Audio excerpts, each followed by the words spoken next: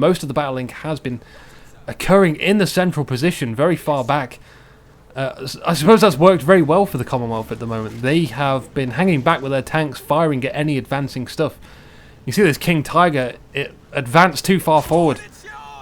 It had the zone, it didn't really need to move forward. But it advanced forward and it got taken out. It's as simple as that. Heavy tanks, big super heavy tanks like this work very well from long ranges. And also remember the psychological factor of just having it on the field will deter the enemy from approaching you. They will want to counter that tank in some way before advancing. So there's a lot of aspects in this game as well as many other games. It's not unique to Men of War, of course. But there is a lot of mental game going on right now. Maybe Laubox and Mithras. I'm not sure about Eagle. Eagle's doing tremendously well on his side. But maybe Laubox and Mithras are saying, okay, they've got a King Tiger, they've had a Tiger, those have been destroyed. I'm not sure what Felony has. Felony has invested a lot in troops from what we've seen, so surely they can't have enough for a big heavy tank, so it should be okay for my Centurion to be so far forward. It does look like on the minimap it has moved back. This King Tiger, still repairable. Don't believe any infantry is repairing it currently. The Commonwealth currently have 72 points and the Germans have 29.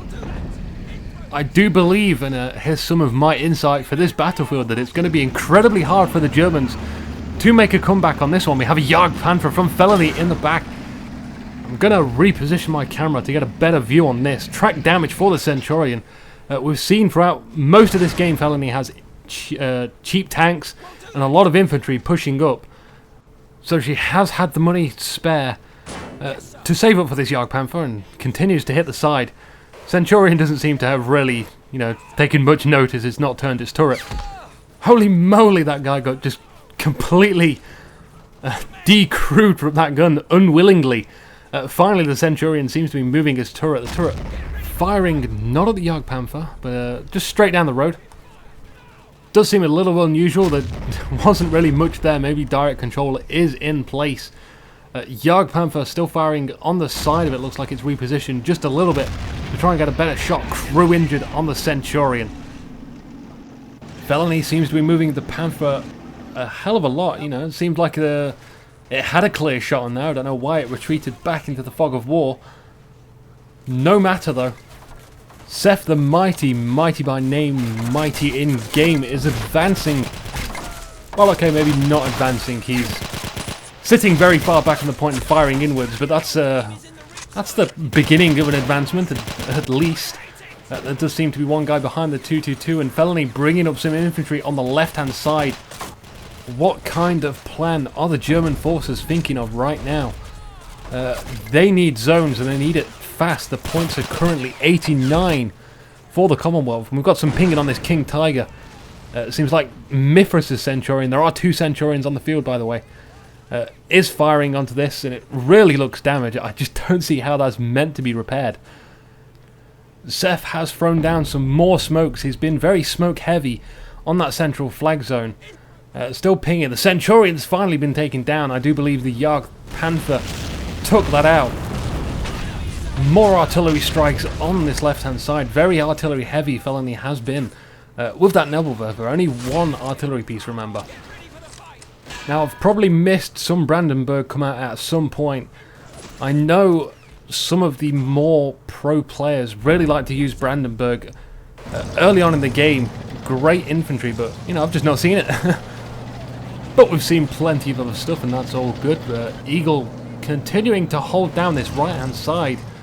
Unfortunately, Billy Burrito doesn't have any assistance from Seth or Felony. Maybe they have, maybe it's been too difficult to see. Regardless, this Churchill Crocodile is going to move up and begin flaming over the hill. Great use of the Churchill. Remember, most things that are, have some sort of flamethrower can arc over land. Or probably not buildings, probably a bit too much for buildings, but just like light hills in the terrain, really good use of flamethrowers then.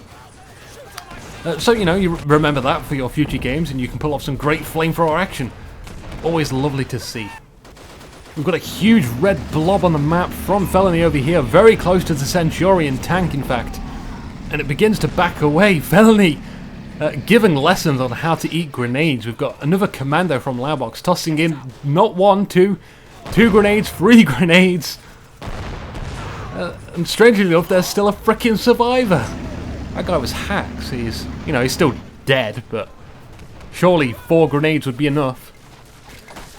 I think it's almost time to wrap this game up. 95 points for the Commonwealth, and they're trying to take this central position, but they still have to take the right-hand side, the one that Billy Burrito has lost. And I'm sorry I have to keep mentioning Billy Burrito. I know you're going to watch this at some point, but you lost your zone, man. What happened?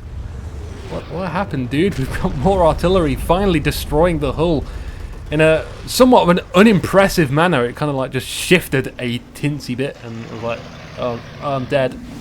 Can't move anymore. Armor's destroyed.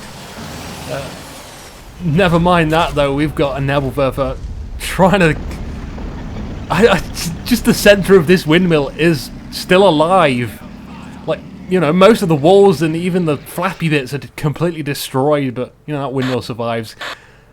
For another day. Congratulations, Laubox Seth. And the other one, Eagle. You are victorious. But will you be again? Who knows? I am a Nuki. You've been watching a Nuki TV. Good night.